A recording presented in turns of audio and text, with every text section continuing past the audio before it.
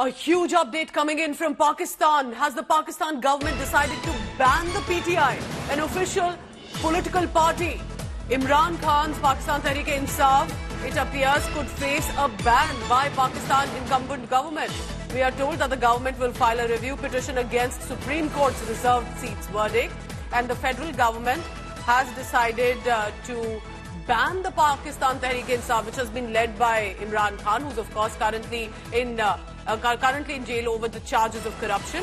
But according to the government, which is led by Shehbaz Sharif, alleging that the former ruling party was involved in anti-state activities. This is huge.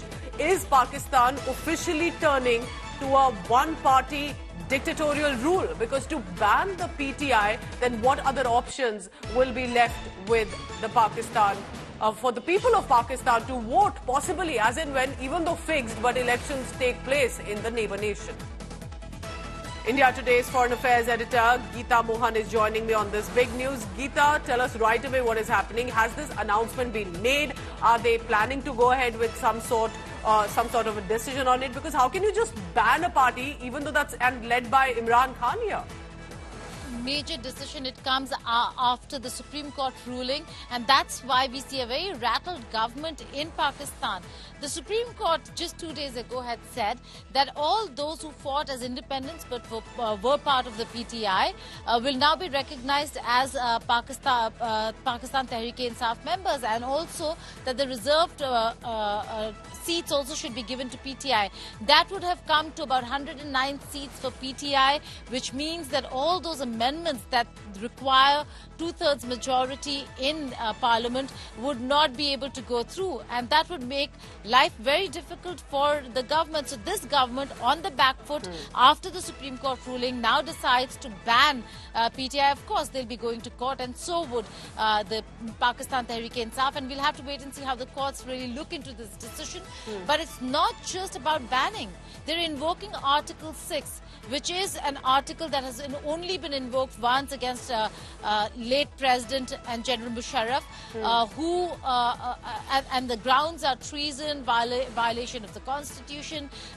These are serious charges, and these are the charges that the government is now levelling against the Pakistan Tehreek-e-Insaf. So we'll have to wait and see how this pans out. Is there one big reason? Because, you know, PTI has been one of the big parties, because otherwise, apart from that, it's just basically PMLN, so to say, and of course there's PPPP. But here, what is the reason?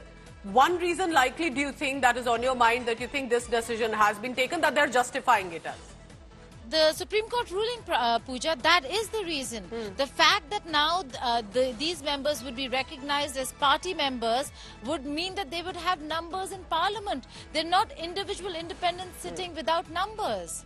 So that in itself is a massive show of strength for the opposition.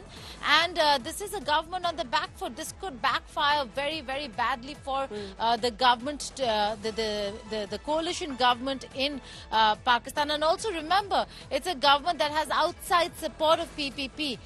Makes it even more interesting and makes it even more complicated for the current dispensation. Clearly, government on the back foot, we'll have to see how it either works or backfires for this dispensation. And not leads to another civil war-like situation, the kind of riots that we have seen on the streets of Pakistan, because it's clear that PTI will not have it that easy. This is not looking good, but we'll try and track what was the reason. How is this going to go ahead, and can you just ban one of the largest political parties currently in